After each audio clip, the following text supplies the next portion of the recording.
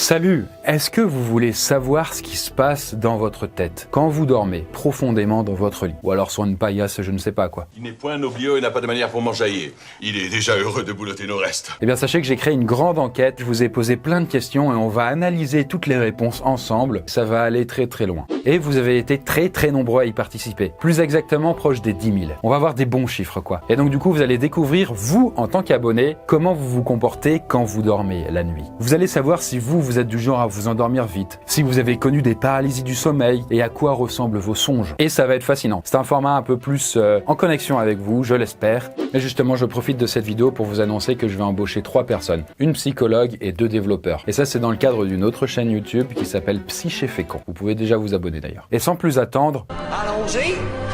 Alors je vous ai demandé vos prénoms, donc du coup il y a un Laurent, Margot, Murphy, Lucie, Désiré. Et sachez, d'ailleurs ça c'était un truc qui m'a étonné, que du coup vous avez été presque la moitié d'hommes et la moitié de femmes à répondre. Et si ça m'a étonné qu'il y a autant d'hommes que de femmes, c'est que en fait sur la chaîne Poisson Fécond, vous êtes en majorité plutôt des hommes, je crois à 75% voire 80% d'hommes. La plupart d'entre vous, vous êtes étudiants ou salariés. Et oui, parce que quand même la chaîne a 10 ans, donc voilà, les petits collégiens ou les lycéens, ils ont grandi. Et donc maintenant vous bossez, et c'est émouvant. Déjà je vous ai demandé, vous, à quelle heure vous avez l'habitude d'aller vous coucher? Et donc ouais, près de la moitié, vous êtes à vous coucher avant minuit. C'est bien. Après, il y en a qui sont plutôt à s'endormir avant 2h du matin. Voilà, c'est plutôt mon genre. Mais je suis souvent à déborder, à aller me coucher à 2h, 3h, 4h. J'ai pas trop d'impératifs le matin.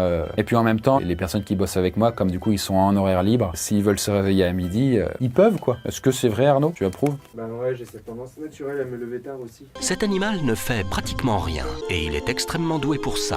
Après, en moyenne, combien d'heures vous dormez par nuit? Bon, là, vous voyez par exemple 7h, 6h, 5h. Et je vous ai demandé aussi combien d'heures vous aimeriez dormir dans l'idéal. Tu dors de quoi? Tu te lèves? Là, on a des chiffres un peu plus élevés. 8, 9, 6, 12, 8, 8, 7, 9. Bon, voilà, ça donne un peu un ordre d'idée. Sachant que moi, je vais dormir plutôt, je pense, en moyenne 8 heures sur une nuit. Mais quand je me laisse dormir, ça peut aller jusqu'à 11. Enfin, ça n'a aucun sens, quoi. Je suis une vraie loutre, quoi. Et pour se détendre, elle se livre à des gesticulations assez drôles de l'arrière-train. Là, par contre, question intéressante, puisqu'on a des réponses assez folles. Est-ce que vous êtes du genre à galérer à vous endormir? Et sachez que tout a été divisé par un quart, presque parfaitement. Voilà, il y en a qui s'endorment très vite sans souci, il y en a ils mettent 1 heure, il y en a 20 minutes, et il y en a ultra longtemps où ils font des insomnies. Moi, ça va dépendre par exemple de mon état, mais je vous donne d'ailleurs la technique. Si vous voulez vous endormir très vite, en tout cas moi ça fonctionne bien, c'est que je me mets à lire un livre. J'ai plein de bouquins et du coup je commence à en lire un et au bout de plusieurs pages, il y a un esprit qui commence à s'engourdir et puis je commence à dormir sur le livre, je tombe dessus et c'est le moment où je vais le refermer. Là, je m'endors direct. Si j'essaye de m'endormir sans bouquin, je peux me mettre à cogiter et me mettre 20 minutes ou 1 heure à m'endormir quoi. Après quand le bouquin est intéressant, ça m'empêche pas de m'endormir en vrai du coup, puisque généralement il est 1h du mat, je suis un peu éclaté. Et question intéressante, c'est est-ce que vous avez déjà connu des paralysies du sommeil? Donc je rappelle, qu'est-ce que c'est une paralysie du sommeil? Eh bien vous êtes en train de dormir et puis tout à coup vous ouvrez les yeux et votre corps est totalement paralysé. Vous n'arrivez pas à bouger un muscle, parfois même vous pouvez même pas ouvrir les yeux et juste vous avez l'impression d'être enchaîné à votre lit. Et à ce moment-là, selon les personnes, des hallucinations qui semblent totalement réelles commencent à arriver. Vous pouvez sentir une présence proche de vous, vous pouvez même voir la porte qui s'ouvre et une sorte de silhouette sombre qui peut vous grimper dessus et commencer à vous étouffer. Bref, des trucs très traumatisants en fait. Je suis choqué. Mais qui sont résumés par le fait que techniquement votre cerveau s'est réveillé avant votre corps et donc du coup il a pas eu le temps d'envoyer le signal que votre corps devait se réveiller et donc voilà, vous êtes un peu encore dans un mélange de rêves. Bon, la plupart évidemment vous l'avez jamais vécu, ce qui est aussi mon cas, j'ai jamais vécu ça, mais il y a quand même à peu près un tiers des personnes qui l'ont vécu au moins une fois ou deux dans leur vie. Il y a une personne presque sur 20 qui en vit très souvent. C'est un délire, Il y en a un paquet qui l'ont vécu plusieurs fois et honnêtement, moi en vrai j'aimerais bien que ça m'arrive pour vivre en fait et pour savoir en fait ce que ça ferait. Sachez que c'est pas grave, c'est un phénomène naturel et en vrai ça part très vite si vous vous apaisez, vous respirez calmement et du coup vous essayez de vous concentrer sur vos extrémités, par exemple vos bouts de doigts, la paralysie finit par se dissiper beaucoup plus vite et donc vous pouvez rebouger naturellement. Et voilà un petit florilège de ce que certaines personnes ont vécu. Ma première paralysie du sommeil était giga flippante. Quand on sait pas ce que c'est assez impressionnant. Ou vous avez aussi celui-là. Les paralysies sont parmi les moments les plus flippants de ma vie. Ou alors lui qui est assez chaud parce qu'il en a jamais vécu. Ça peut paraître con mais j'ai vraiment envie que ça m'arrive. Je veux connaître cette sensation de plus pouvoir pouvoir bouger en restant conscient et voir des choses bizarres devant moi. Et en vrai, la paralysie du sommeil, moi si ça m'intéresse autant, c'est que c'est une porte dérobée vers le rêve lucide. C'est-à-dire le moment où quand vous êtes en train de rêver, vous devenez lucide, vous devenez conscient que vous rêvez et que vous pouvez en prendre le contrôle. Et ça, quand vous êtes en paralysie du sommeil, eh bien c'est facilité parce qu'il vous suffit de fermer les yeux, de vous laisser aller, de commencer à imaginer des choses et vous pouvez rapidement basculer dans le rêve. Voilà, avis aux amateurs. Après, est-ce que vous êtes du genre à prendre des médicaments, somnifères, etc. pour vous aider à vous endormir? Sachant que si j'avais posé la question, c'est parce que quand même, la France, c'est l'un des premiers, si ce n'est le premier consommateur au monde de tranquillisants, quoi. De somnifères plus exactement. Bon, bah, évidemment, les trois quarts d'entre vous, non. Vous n'avez jamais pris. Bah bravo, j'ai envie de dire, je suis aussi dans votre cas. Après, il y en a quand même un quart qui ont eu l'occasion d'en prendre, mais seulement peu. Et les gens qui sont vraiment addicts, ça fait à peu près 7% des personnes, quoi. Ce qui est pas énorme, hein, somme toute en vrai. Et du coup, puisqu'on a été sur le sommeil, fallait que je pose la question, est-ce que vous aimez la ASMR? En fait, est-ce que vous connaissez la ASMR? Voilà, petite démonstration, la ASMR, ça peut être ça. Ça peut être aussi ça. Ou encore ça. Eh bien voilà, bah, l'ASMR c'est réputé quand même pour détendre et ça peut aider aussi à s'endormir. Vous voyez par exemple quand vous regardez une vidéo ASMR, il y a plein de gens en fait en commentaire qui font « Waouh c'est génial, moi j'écoute ça toutes les nuits pour m'endormir et tout ». Donc voilà, vous êtes un tiers quand même à avoir essayé et ça vous rend ouf quoi, ça vous horripile. C'est un type d'ASMR qui vous rend fou. Hein. Par exemple une meuf qui va chuchoter ou qui va commencer à sucer une sucette, c'est un peu particulier, je sais pas. Mais il y a plein de types d'ASMR différents et donc il y en a peut-être un qui va vous contenter. Par contre je suis un peu étonné, j'avoue que il y a que 14% des personnes qui adorent la ASMR. Voilà, j'en fais partie, hein, je vous le dis clairement, hein, je suis un fervent adepte de la pratique. D'ailleurs, pour le dire, j'avais même créé une chaîne ASMR il y a un moment, il y a des années, si vous voulez un peu vous plonger dans les méandres de Chris dans un genre différent. Ça s'appelait Le Verseau. Bonsoir à tous, bonsoir à toutes. C'est Chris, Le Verseau. Et du coup, pourquoi j'ai arrêté? Ça me prenait quand même pas mal de temps et j'arrivais pas à bien le gérer. D'ailleurs, même si la chaîne est arrêtée depuis des lustres, bah, il y a encore des gens qui viennent me voir et qui me disent « Ah, tu devrais refaire des vidéos, machin. » Serein. Sereine.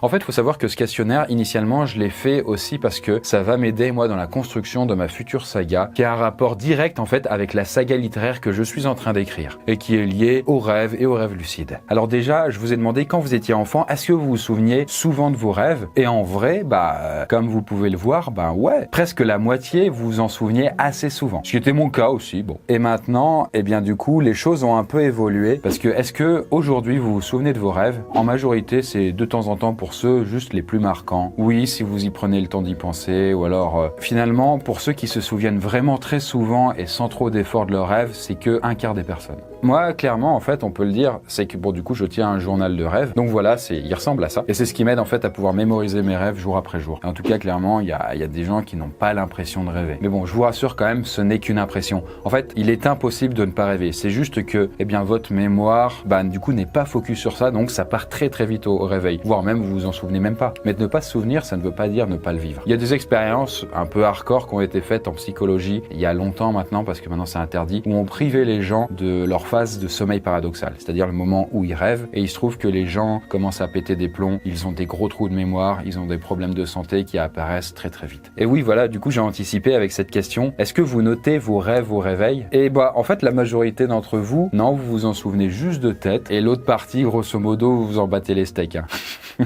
Je m'en bats les couilles. Honnêtement, j'étais un peu entre les deux. Quand j'étais petit, je faisais attention à mes rêves et en grandissant, c'est passé un peu. Et là, vraiment, je renote mes rêves du coup dans ce fameux journal de rêves. En vrai, c'est quand même efficace. Hein. Faut être patient, hein. Mais ça peut mettre un petit moment pour que votre mémoire des rêves revienne. Et là, quand même, j'ai commencé à vouloir plus de détails. Là, pour cette question, je me suis demandé quels pouvaient être les rêves les plus marquants que vous aviez eus. Par exemple, il y a lui qui a fait, parmi ses rêves les plus marquants, un rêve prémonitoire. C'est-à-dire un rêve qui s'est réellement passé par la suite. Un rêve prémonitoire d'une pièce où j'étais jamais allé. Quelques temps après, je suis allé visiter une maison qui avait exactement la même. Bon, vous pouvez aussi avoir ça comme rêve. J'ai rêvé que je rencontrais le chanteur de Måneskin lors d'un concert et qu'il m'avait pris dans ses bras. Ou même celui-là, quoi. J'ai fait un rêve où je devenais super héroïne avec tous les pouvoirs, et un autre où j'étais dans une voiture voiture volante et de l'argent est apparu sur la banquette arrière. Et justement, autre question, je me suis toujours interrogé, en fait, est-ce que tout le monde rêve pareil? Est-ce que tout le monde rêve de manière aussi intense? Et la réalité, c'est qu'en réalité, pas du tout. En fait, du coup, j'ai vraiment l'impression que vous êtes des gens différents quand vous rêvez. Typiquement, une majorité de réponses disent que du coup, eh bien, quand ils rêvent, c'est très réaliste, comme en fait leur vie éveillée. Il y en a qui, plus un peu comme mon cas, disent que du coup, c'est assez détaillé, mais c'est quand même en deçà de leur vie éveillée. Vous voyez, c'est un peu brumeux, on se réveille, c'est un peu flou, c'est un peu le bazar. Ça dépend comment vous avez interprété la chose. Mais, justement, hyper intéressant, c'est qu'il y a des gens, 12%, une personne sur 8, eh bien, leurs rêves sont hyper réalistes. C'est-à-dire qu'ils sont plus intenses que leur vie éveillée. C'est-à-dire qu'ils sont plus réels que le réel lui-même, en fait. Ça, je trouve ça complètement dingue, en fait. Ouais, quand même. Ah oui, quand même. C'est ouf, parce que justement, petite anecdote, j'ai fait des entretiens avec des gens qui font des rêves hyper réalistes, et en l'occurrence, qui font aussi beaucoup de rêves lucides, et il y a certaines personnes qui m'ont dit que c'est tellement réel que du coup, ils confondent le rêve et la réalité dans leur vie, quand ils dorment et quand ils sont éveillés. En fait, il y a toujours un flou entre les deux. Je suppose que la plupart des gens, on sait quand on est endormi, et là, vous savez que vous êtes réveillé, grosso modo. Mais, il y en a, quand ils se réveillent, ils ont l'impression que ce qui s'est passé pendant leur nuit est tellement intense qu'ils ont comme fermé la porte d'une vie qui se déroulait dans leur tête. Vous voyez un peu le délire ? Ok.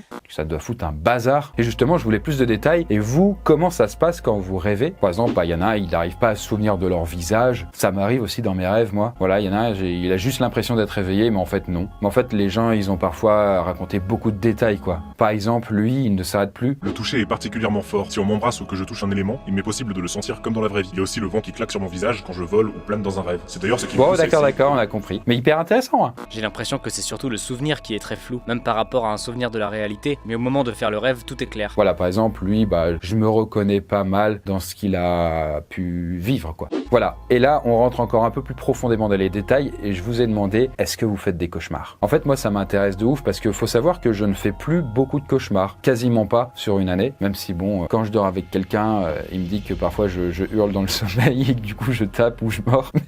Moi, je m'en souviens pas, quoi, ça va. Les rares moments où je me souviens de cauchemars, je les défonce, en fait, en général. Faut leur péter la gueule. Au moment où il y a le rêve qui devient un peu horrible, désagréable, flippant, généralement je fonce en fait et j'affronte le cauchemar. J'ai le souvenir surtout de ça, c'est d'affronter le cauchemar et de le marave, quoi. Pour Frodon. Ça te fait rentrer en rêve lucide? Pas du tout. Ça a arrivé quelques fois, mais c'est très rare, je m'en souviens à peine. Mais c'est vrai que du coup, le cauchemar peut être un bon moyen en fait de rentrer dans un rêve lucide, c'est-à-dire d'avoir conscience que vous rêvez. Parce que comme l'émotion est plus intense, qu'elle est négative, généralement, ça vous permet de prendre conscience qu'il y a un truc qui est louche et de vous dire « Ah en fait c'est bon ». Et du coup, vous arrêtez le rêve, le cauchemar et puis zoupi zoupa. Même si la plupart du temps, en fait, vous vous réveillez, quoi. Bon, en tout cas, à ma question, est-ce que vous faites des cauchemars? Sans grande surprise, je pense à peu près la moitié vous en faites ponctuellement. Et il y en a quand même qui, comme moi, n'en font quasiment pas. Mais ce qui est quand même très intéressant, c'est que 20% des gens en font souvent, et il y en a même, même si c'est rare, ils en font toutes les nuits ou presque. Et ça, c'est ouf, quoi. Carrément, il y en a, en fait, ils sont tellement terrifiés d'en faire toutes les nuits que c'est un moment effrayant d'aller se coucher, aller dormir. Et justement, je vous ai posé la question, et voilà certains d'entre vous ce que vous m'avez répondu. Des maisons hantées avec des personnes qui me pourchassent tout en étant incapables de courir. Voilà, par exemple, un classique avec des gens qui se sentent pourchassés et qui n'arrivent pas à courir. Ça, c'est un truc récurrent que j'avais vu, en fait, quand vous m'aviez répondu, c'est que vous galérez à courir ou vous vous échappez. Et vous êtes poursuivi, bien sûr. Mais autre truc aussi très important qui est arrivé dans les cauchemars les plus fréquents des gens, c'est le fait de voir l'un de vos proches, quelqu'un que vous aimez, mourir. Souvent lié à la perte d'un proche ou un truc horrible qui m'arrive, genre perdre ses dents, mais c'est rare. Alors, perdre ses dents, par contre, c'est quand même rare, hein, je vous le dis, même si moi, c'est mes cauchemars les plus horribles. Là, par exemple, une autre personne qui raconte du coup l'accident de quelqu'un qui l'aime. Cela dépend vraiment. Cela peut être la mort ou l'accident d'un être cher, comme une situation très embarrassante ou que je ne contrôle pas. C'est quand même assez fréquent, en fait, dans le rêve des gens, de voir quelqu'un mourir ou alors de se voir soi-même mourir. Évidemment, il y a des trucs un peu plus surnaturels aussi dans les rêves, des cas d'esprit, de forces étranges, de présences obscures, ténébreuses. Et enfin, on en arrive à la thématique des rêves lucides. Est-ce que vous avez déjà fait des rêves lucides? Et là, du coup, si c'est pas très clair, c'est quoi un rêve lucide? C'est simple, vous prenez conscience que vous êtes en train de rêver. C'est un petit peu comme un spectateur qui découvre en fait qu'il est dans une pièce de théâtre et donc du coup qui gagne davantage de contrôle, vous voyez. Et du coup, ouais, la plupart vous n'en avez jamais fait, ou alors une fois ou deux ou trois, à quelques reprises. Par contre, ceux qui en ont fait déjà plusieurs fois, comme par exemple c'est mon cas, ils sont que 20%, et ceux qui en font toutes les nuits ou presque, ils sont même pas 4% des gens. Ce qui est est quand même déjà beaucoup, quoi, c'est vrai, même si ça reste une minorité. Mais je précise quand même, puisque souvent les gens y confondent, ils se disent « Ah, c'est bon, je suis en rêve lucide, en fait, je prends conscience que je rêve, et comme je suis dans mon rêve, je peux tout faire. » Pas du tout, pas du tout, pas du tout. Non, pas du tout, pas du tout. La lucidité dans le rêve et le contrôle du rêve sont deux choses très différentes. Vous pouvez devenir lucide, ce qui est souvent le cas, mais ne rien contrôler. Ou contrôler vite fait, par exemple, il y a un cauchemar, vous avez peur, et donc du coup, ça fait que le cauchemar disparaît, et ça devient quelque chose de plus apaisant. Vous voyez, c'est possible. Mais la plupart du temps, en fait, vous n'avez pas de contrôle dessus. Et ce qui est intéressant, c'est que si vous n'avez pas ce contrôle, c'est pas parce que ce n'est pas possible, mais c'est parce qu'il faut apprendre à le maîtriser. Et du coup, l'inverse est vrai aussi. Vous pouvez aussi contrôler le rêve sans être lucide. Ce qui est le cas, en fait, d'un rêve normal. Quand vous faites un rêve normal où vous n'êtes pas lucide et qu'il se passe des trucs de ouf, bah, vous avez un certain contrôle. J'ai pu m'entretenir en fait avec des personnes qui faisaient des rêves lucides plusieurs fois par semaine, extrêmement intenses et qui parfois duraient très longtemps. J'ai été surpris, mais beaucoup de ces personnes en fait n'étaient pas du tout dans le contrôle. En fait, ils devenaient lucides dans le rêve, ils savaient qu'ils rêvaient, ils savaient que du coup tout ça était virtuel, on va dire, mais ils me disaient ils étaient comme des Sims. Là. En fait, ils laissaient simplement le rêve se dérouler, ils appréciaient tel quel. En tout cas, ils n'arrivaient pas vraiment à contrôler. Par exemple, quand ils essayaient de voler, bah, ça marchait pas tout le temps, ou alors ils finissaient par s'éclater la tronche, des trucs comme ça. Ce qui était aussi mon cas, en fait, quand j'ai fait des rêves lucides. Voler, j'y arrivais relativement bien, mais il fallait pas que ça dure trop longtemps. J'avais l'impression plus de flotter et de retomber comme une merde au sol. Enfin, il y a des trucs comme ça, ouais. Voilà. Admettons, ce soir, vous preniez une pilule qui vous permet de faire un rêve lucide. Que faites-vous? Bah, je vous le dis d'emblée, hein, il y en a beaucoup qui disent qu'ils veulent voler. Alors, il y en a, ils sont quand même mignons, ils demandent quand même si la personne qu'ils aiment, bah, l'aime en retour. C'est Mimi. Bah, attends, si dans le rêve, il dit non, t'es emmerdé, quoi. Je baisserai une star. Ça arrive souvent, en fait. J'ai fait des petites analyses de mon côté. Il se trouve que le rêve que les gens voudraient le plus faire, c'est voler. Et ensuite, faire du sexe. Mais moi, je veux faire l'amour!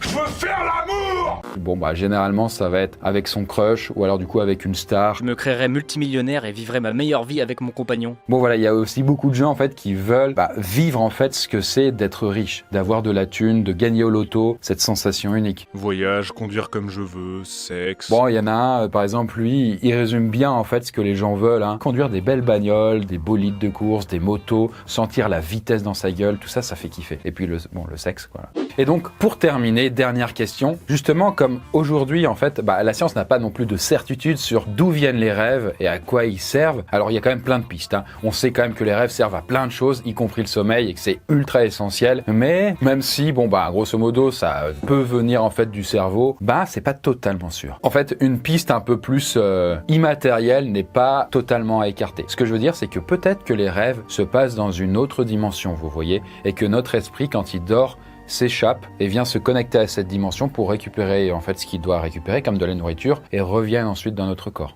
Bon, bref, c'est une théorie on va dire et donc du coup, voilà ce que vous avez un peu répondu. Je pense que les rêves sont en grande partie le mode lavage automatique du cerveau qui vient se libérer des choses accumulées. Voilà, lui par exemple en mode lavage de cerveau. C'est l'inconscient en éveil, une réalité plus large et plus absolue.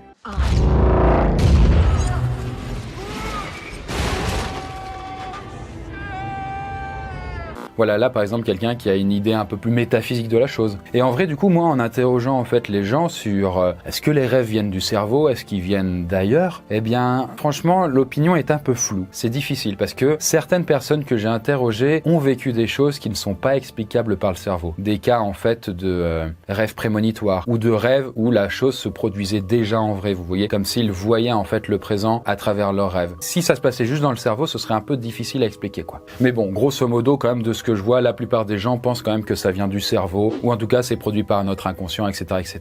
Et honnêtement, moi franchement, je saurais pas vraiment dire en fait. Jusqu'ici, comme du coup j'apprécie beaucoup la science, je pense aussi que ça vient du cerveau, mais avec toutes les recherches que j'ai faites en fait suite à ça, mon opinion vacille en fait. Et honnêtement, je serais pas non plus si surpris que ça que d'ici quelques décennies ou quelques siècles, on se rende compte qu'en fait, il y a quelque chose d'autre en fait qui a lieu et qui est beaucoup plus grand que nous-mêmes. Enfin voilà pour cette enquête sur le sommeil et les rêves. J'espère que ça vous a passionné, du coup vous avez pu vous découvrir aussi vous-même. Si ça vous a plu, j'aimerais le faire sur plein d'autres thématiques. Si vous avez des suggestions, balancez en commentaire. Et sinon, comme je le disais en intro, je recrute un ou une psychologue qui pourra venir bosser chez nous, au Cundar, à Lyon, ainsi que des développeurs. Voilà, on recrute dès maintenant. Bref, pour postuler, vous avez les infos en description. Et vous aurez l'opportunité de bosser sur la chaîne Psy chez Fécond qui existe déjà. D'ailleurs, pour ceux qui veulent déjà s'abonner, n'hésitez pas. Vous allez voir que les prochaines prochaines vidéos vont pas tarder. La première notamment, ce sera sur un jeûne que j'ai fait de 7 jours et vous allez voir les conséquences physiques et mentales sur moi. Sur ce, moi je vous souhaite une bonne nuit. Pensez à bien dormir parce que du coup en dessous de 7 heures, ça fait des dommages sur le cerveau et sur votre santé. Et moi je vous dis quant à moi à la prochaine vidéo.